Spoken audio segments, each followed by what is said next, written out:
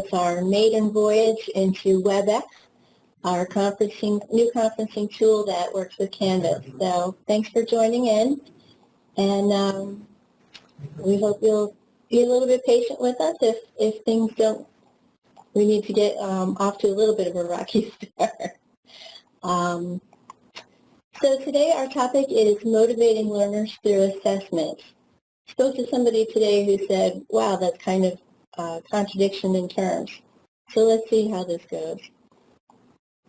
Our objectives for today's webinar are to practice our new video conferencing, assess the value of motivating online university and adult learners. Do we really want to do that? Then we'll discuss best practices and assessment strategies to motivate online learners, especially in higher ed. First I'm going to do is show us around a little bit for WebEx. This is new for us and new for everybody probably who's joining us. I am seeing a note that you're not able to unmute yourself. That's true. If you are, let's go through the two roles here. The person who is the moderator or the host today is Lady Marcella, and she will be communicating with you over chat. She facilitates the communication. She does other behind-the-scenes stuff too. She controls who can speak and who can't. There are presenters who should be able to speak freely. Do we have any other presenters on board today? I'm hoping that Judy and Mary, if they're here, will be listed as presenters, able to jump in. Presenters are also able to share your screens. Participants is everybody else. So participants are able to chat with others in the event. And if you want to speak, just tell the host through the chat that that's what you want to do, and they can unmute you. If it's correct, we should be able to see you if your webcam is on. So we'll see how that goes. Thanks, Kate. I can see your comments here. I sure appreciate that. Okay, so WebEx. What you need to know is that there are different levels in WebEx. What we're using today is called Event Center. So let's go through this. This is the bar that you would see when you log into WebEx. The Meeting Center is for small groups, 5, 6, up to maybe 7 people. The Event Center is for very large groups. And then Training Center is for like your whole class, and my WebEx is one-to-one.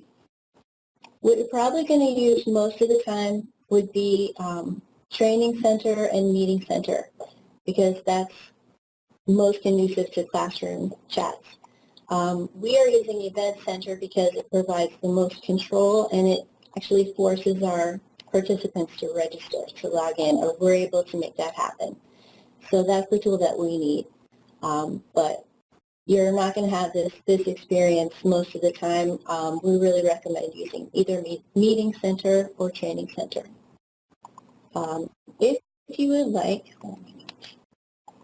this is the tool that we're using in Canvas. So if you have any specific questions about that today, go ahead and let us know, and we'll see what we can do. It's not a training about WebEx, but if you have basic questions, we can help you. Okay, if you want to learn how to use WebEx, OIT is offering training on Tuesday, October 10th. All you need to do is go to the tech events. I'm sorry, I'm looking around here, not used to this. All you need to do is go to tech events in FAU website, and you'll be able to find a WebEx training there.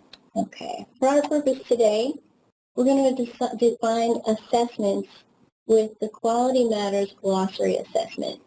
They have 2 different assessments. This one, the first one would be assessments and strategies, and that's using your whole system, assessment and systems. That would use your whole system, from planning out your course to how you interact with the students and aligning your objectives, all of that. That's your assessment system.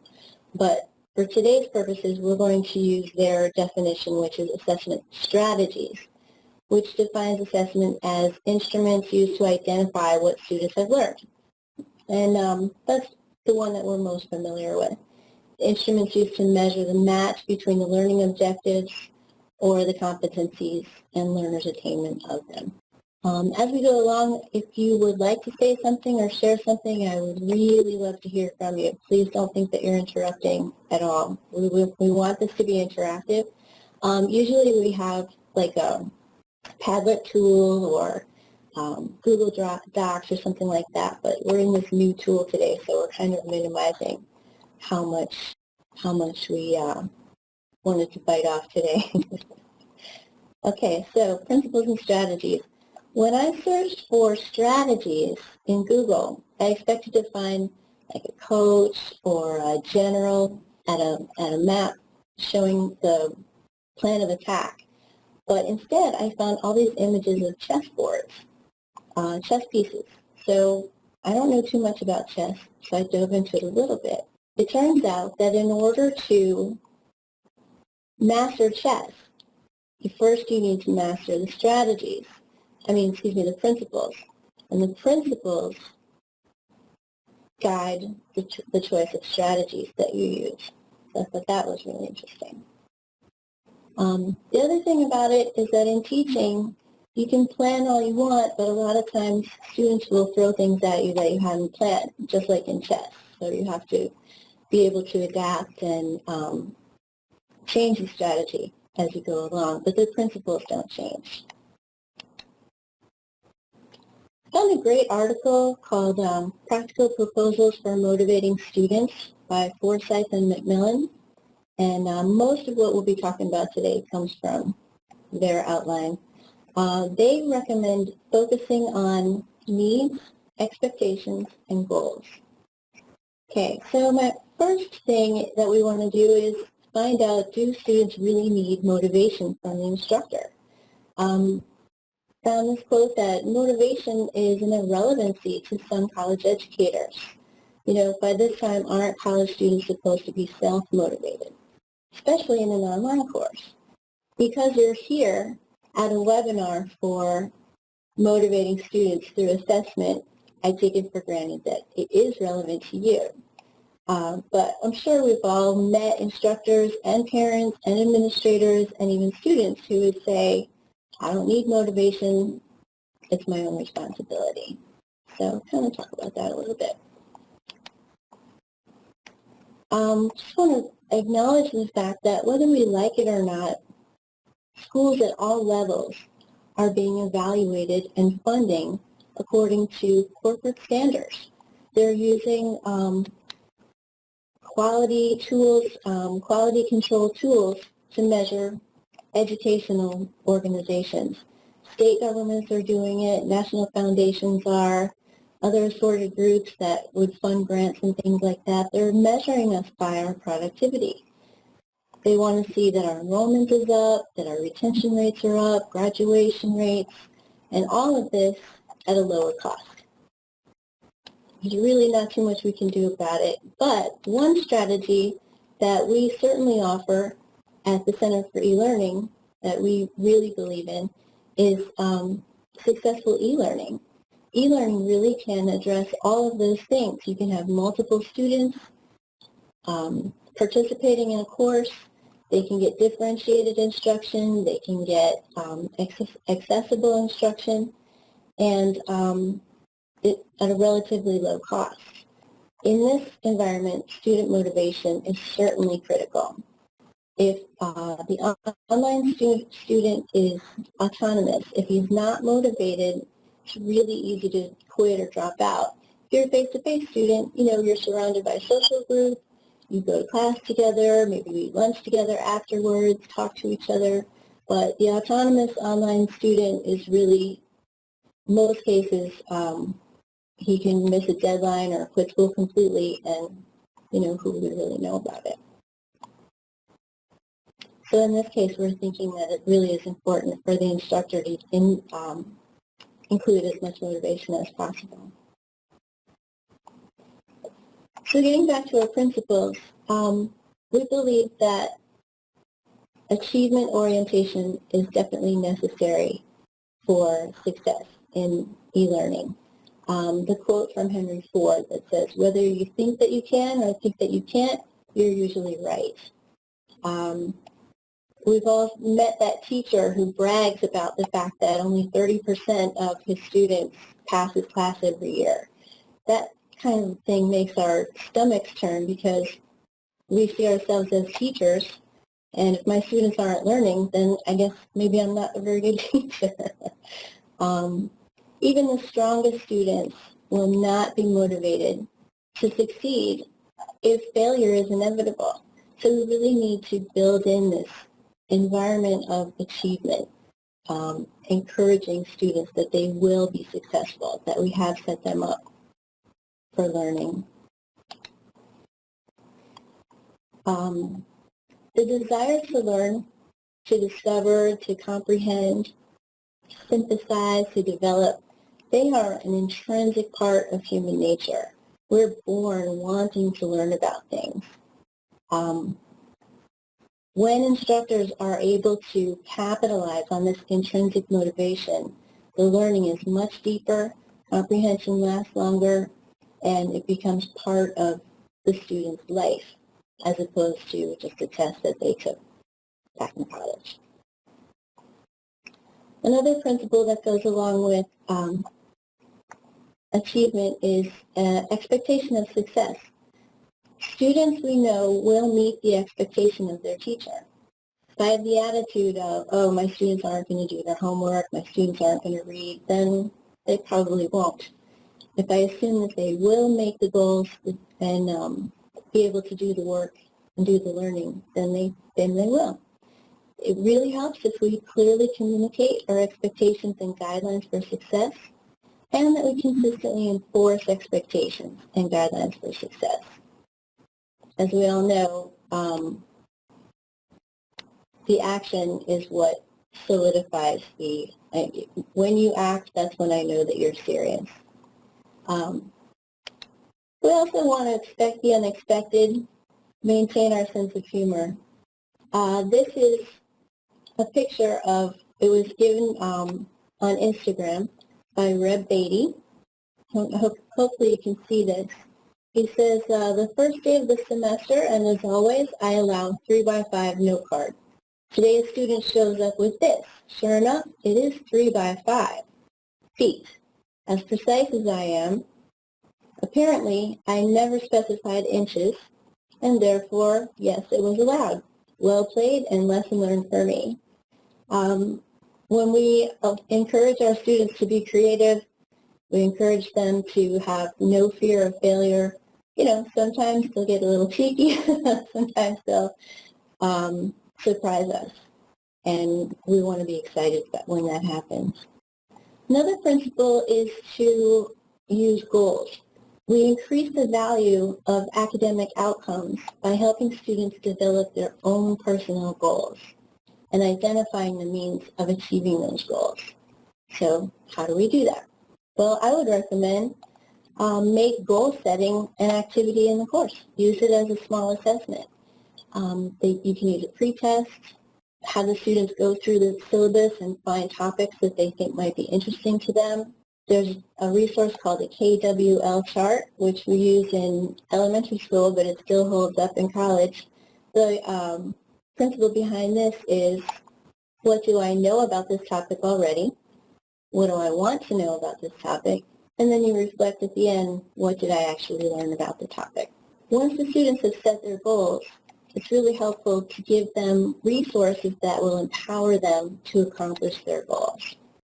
Some of our resources include the Center for Learning and Student Success at FAU is a terrific resource for them. Our librarians are an amazing resource, and all of these things are available online. We want to give students as much autonomy and ability to succeed as possible. Holding them accountable, again, is really important. If we tell them, okay, go ahead and set your goals, and then never check back and see if they are accomplishing them, and they probably won't do it. We're very much playing the role of guide here. And then, of course, reflecting on what we have learned is an amazing tool for solidifying and then celebrating success. And I'll talk a little bit more about that in a minute. Okay, we really want to see instructors model enthusiasm. If you come in here and you get the sense that I'm not interested in the topic, it's not too much fun for you. This we might not have to be as enthusiastic as this person, but this is your life's work. You're the expert in this topic. If you're not excited about it, how are the students going to be excited about it? What is the potential of how does your subject make the world a better place? How does it connect to the students? What are some of the problems that they're experiencing in the subject, meaning out in that world? What are the potential future discoveries within your content area? Let's try to build these things into assessment, and your enthusiasm definitely will come through even in an online course. Another really important strategy is timely instructor feedback. This is not an assessment per se, but is a very important part of assessment. Once the students submit that piece of work, they are waiting to hear back about how it was. There's instructor presence and engagement that really motivates students, and also knowing where they've fallen short, where they need to improve, and being able to do a better job next time. All of this is highly motivating on an intrinsic level. It's to do with their knowledge of the material and their ability to work with it. Another strategy that we have here is authentic assessment. You maybe have heard of it. This is pretty much anything besides multiple choice. If it's real. Project-based learning, real-world applications, group projects, anything that gets the student deeply into the material of the course. It gets them asking higher-level questions. It gives them skills that they need to use later on in life, and makes them feel respected that they're able to do this. Okay, I would like to just kind of open it up for a minute. I feel really lonely in here just hearing from myself. I'm sure that some of us have used the strategy of authentic assessment, and I'd really like to hear how that worked for you, what your students did, and whether or not they were motivated. Can you hear me, Kathy? Yes, I can. Hey, it's Julie. I can't see you yet. I can only see your desktop. Oh, my hair looks bad anyway. But Okay. I'll try Thanks to for turn jumping it in. on. I just wanted to talk about authentic assessment for a second, because I think it's one of the most powerful things that we can do in distance learning, and I really feel like it's one of those things that kind of also meshes in with teacher presence. So when I do authentic assessment with my students, when I give them a project where they can apply the skills that either they've been reading about or they've watched videos about or something like that, I get to be part of that project with them if I choose to be, and through that I think that they get to know me a little bit better as well.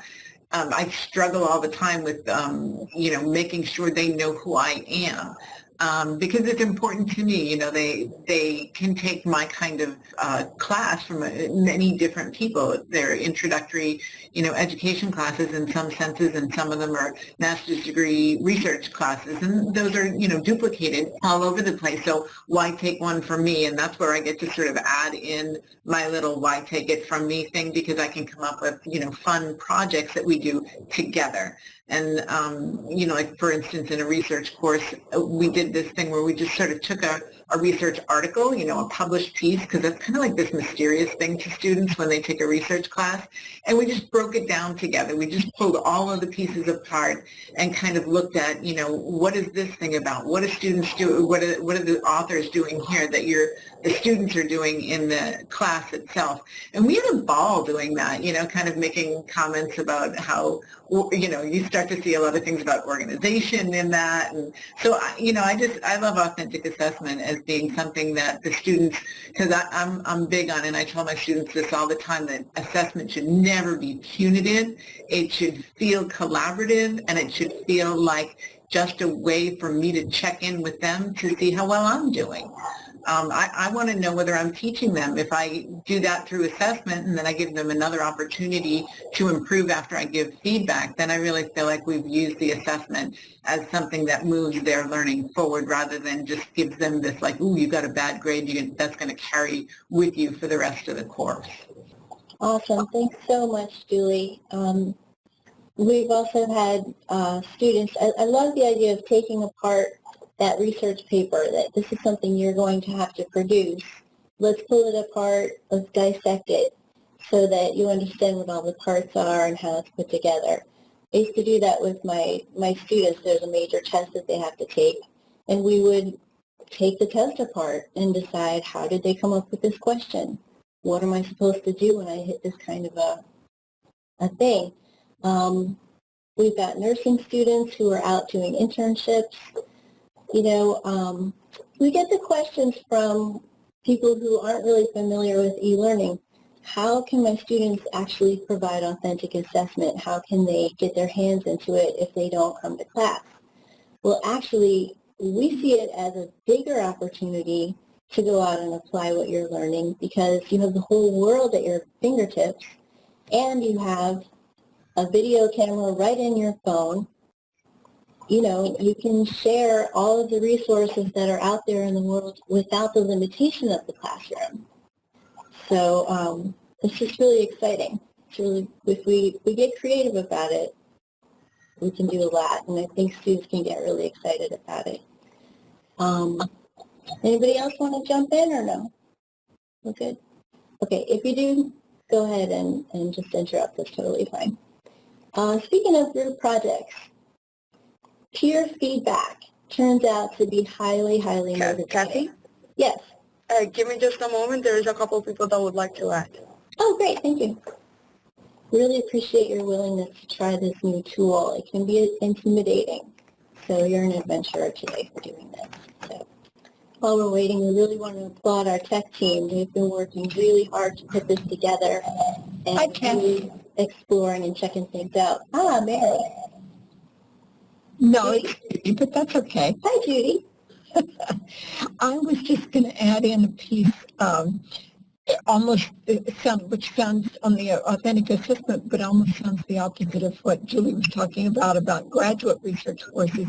I teach an undergrad class and am trying to get them into the concept of what educational research means.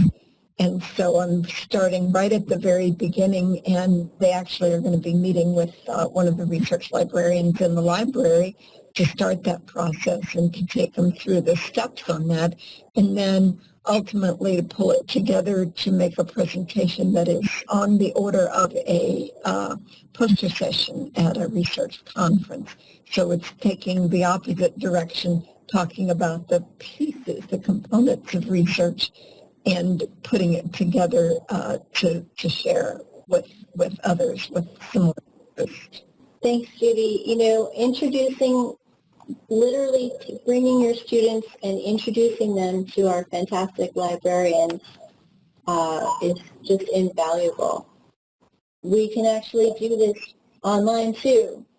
When I was taking my graduate work, we had a chat session with the college librarian who showed us around the electronic tools in the library. It was really, really helpful, and she let us know, once we made that connection, it was easier to contact her if we had questions later on, because we could put a face and a voice to a name as well. It was a real person as opposed to just a resource.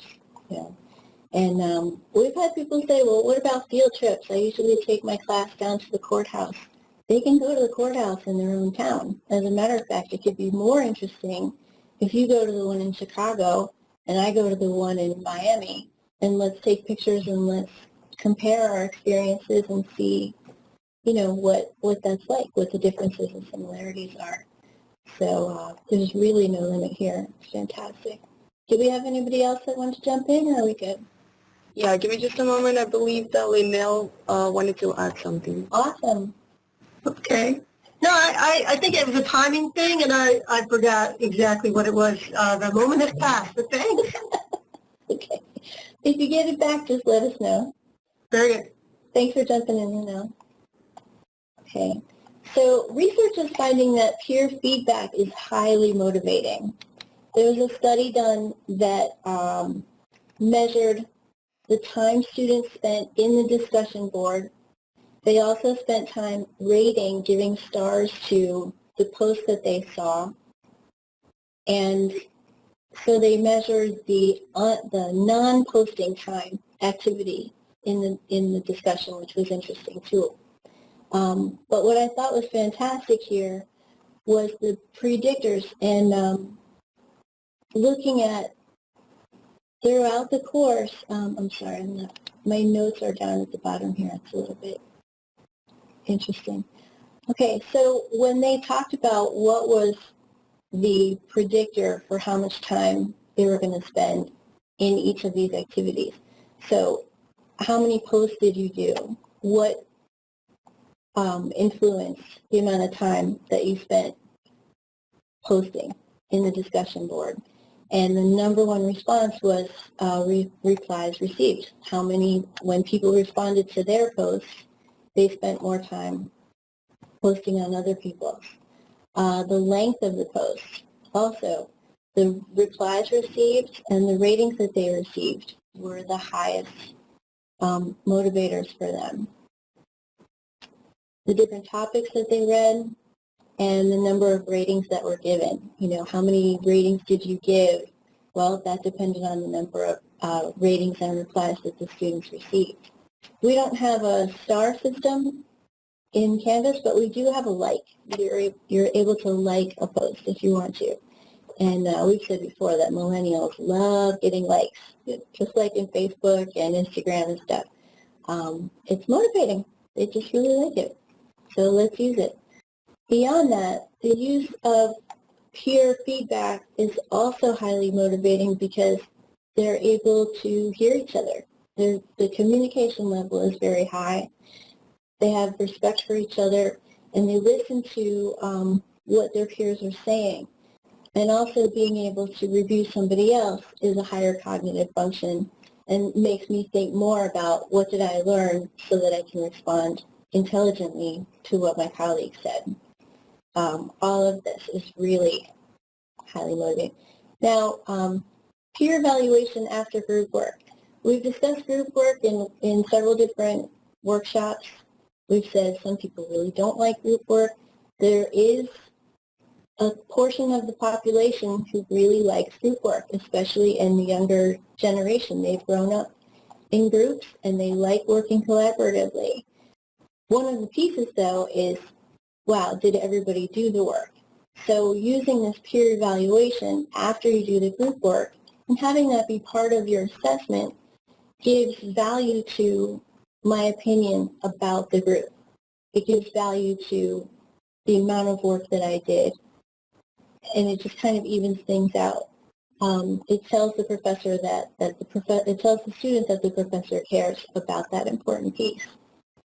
And I do know professors who've included that, and it works really well. Okay, another strategy. We don't want to forget about low-stakes quizzes and just basic knowledge checks.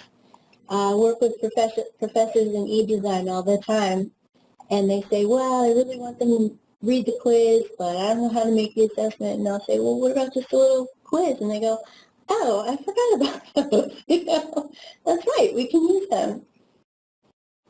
There's a basic level of knowledge. You know, you have to memorize the vocabulary word. You have to memorize the dates. There's stuff that you just have to know. But you don't have to spend a lot of time assessing it. A simple, quick quiz will do the job. It can be low stakes because the cognitive level isn't that high, but it just holds the students accountable for did they actually read, did they actually understand. Yes. Judy would like to say something. Okay. So I was just thinking, oh, is that me or is that Judy? Me? I was just thinking that about the quizzes, Kathy. One of the things that I feel strongly about too is making my students feel successful in the class. And sometimes, especially at the graduate level, when there's complex papers due or things that bring them anxiety, they can become demotivated because it just seems like a big drag at the end of the, like, oh my God, when am I going to get to this thing? So I also like to kind of pop in those low-stake quizzes so they can get a sense of, A, do I know the base level stuff like the vocabulary, as you said, or processes or something like that, but also to give them like confidence that they are actually learning stuff and moving forward. So I like the idea of, giving them quizzes where they can be like, hey, I got 3 A's in the last 3 weeks. It just, it's like maybe more of a psychological thing, but I like it that way. Just my 2 cents. Absolutely. We know that success breeds success. One step builds on another. And yeah, we're going to talk about external motivators in just a second. But, it builds in this, I really do know what I'm talking about. I really do know this stuff. And you can also, if you set up the test banks correctly, students can get different questions from each other. The answer choices get mixed up. If it's a low-stakes thing, you don't have to worry about cheating and everything. It's just a quick, do you know? And then if I don't know, maybe I can get a second chance to go back and fix it, get a better score or whatever. It's just a really good tool sometimes. You can also put in feedback for questions like, yeah, you got it right, good job, Okay. Kathy, Yes. we have Dr. Summers now. Oh, great. Hi. I was just going to say that where we're talking about an authentic assessment, then when you're doing the other types of things, quizzes and low-stakes quizzes and various exams can add into it. If exams are the only thing that we do for assessment, then we know that that's not effective. But if you've got other forms of assessment that you're putting it all together, then an exam and or a low-stakes quiz would certainly be one component in that whole toolkit of authentic assessment pieces. Exactly. Thank you so much. And, no sense throwing in a big exam on these kinds of questions if we haven't had small quizzes throughout the semester, right? We want to keep it consistent and, encourage success. Thank you so much. About external motivators. Research shows that we really want to keep those to a minimum because intrinsic motivation deepens the experience and the interest and the enjoyment. Students feel more competent. They perceive their knowledge as being more valuable than just getting a score or getting whatever. But these things do also work. I'm going to show you, I'm not going to show you the strategy or the video, but if you haven't seen it, it was worth your coming here today just to check it out. There's a TED Talk by Tim Urban where he talks about inside the mind of a master procrastinator. And he talks about the deadline panic monster that we all want to think that we're going to plan out our projects very smoothly and we'll keep on top of them. But the fact of the matter is, if we don't have due dates, a lot of times things just really don't get done. So there is a place for holding students accountable, assessments, why did you do the work? It was due this day, I took a test, all that kind of thing. It's motivating. We have been using digital badges in our e-certification workshop, and we're finding them to be pretty motivating. There are some personality types, I think it's thinkers versus feelers, who really don't care about stickers and badges and prizes and things like that. But there are other groups of people, I'm one of them, who love that kind of stuff. If I can get something visual, if I can see that that's a goal and I can work toward that, then it motivates me, and a lot of people just really do feel that way. So if it's a tool, let's use it. Of course, we don't want to put too much emphasis on it, but there is a place for it. So we're about to summarize. That's kind of everything that I have. Did anybody else want to jump in or anything else to add today? Yep, Katie says, I think we can all be deadline driven to some extent. And it's true. I don't have my PhD. I see people who are working on theirs, and it's all about the deadline. Otherwise, how are you going to get it done, right? You know, it's holding you accountable, and it feels great when you actually do meet the deadline. You know, you get it in, the sense of relief of it just coming off of your shoulders is phenomenal. Kathy, yeah. I just wanted to jump in there and just give an example of how that deadline thing works. So in our own professional development workshop that we run, it's an 8-module workshop. And at first we wanted it to be so open so that the faculty could fit it into their schedules. We didn't want to give them pressure. We wanted to make sure that they had all the time in the world to work on it. So we didn't put dates on it. They begged us for dates. They just really wanted, the dates really are meaningless. Nothing bad happens if you don't hit the deadlines. You can, just move it to the time that does work for you. But just having dates, I think, gave structure. And sometimes I think the structure is the thing that will motivate, when do I have to have this by? If it's just open and this black hole of I'll get it done someday, it will be someday forever. For me, anyway, that's how I work. Absolutely. It helps set your priorities. I really do want to get this done, but I've got a lot of other things that I need to do, including searching Google Earth to see what it looks like in Paris today. Important stuff, right? Shopping for that great dress online. I mean, there's a lot of things to distract me, but if I have a deadline, I know it needs to take a priority in my day. And it also helps us to, if we divide out, we've got a big project to do, dividing into digestible chunks at different milestones of building on one piece of the project to another.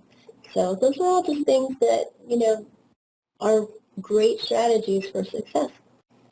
So in summary, we discussed today that if we utilize assessments, we can increase the motivation of our online students.